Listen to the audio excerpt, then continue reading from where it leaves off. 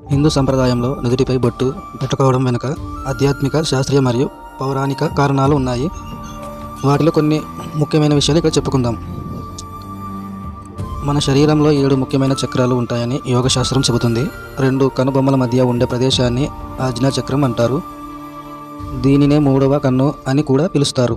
ఇది ఆలోచనలకు, ఏకాగ్రతకు మరియు తెలివితేటలకు కేంద్రం. మనం ఆలోచించినప్పుడు లేదా ఆందోళన చెందినప్పుడు మనలోని శక్తి ఈ స్థానం నుండే బయటకు వెళ్తుంది. అక్కడ బొట్టు పెట్టుకోవడం వల్ల ఆ శక్తి వృధా కాకుండా రక్షించబడుతుంది. కనుబొమ్మల మధ్య ఉండే భాగం చాలా సున్నితమైనది.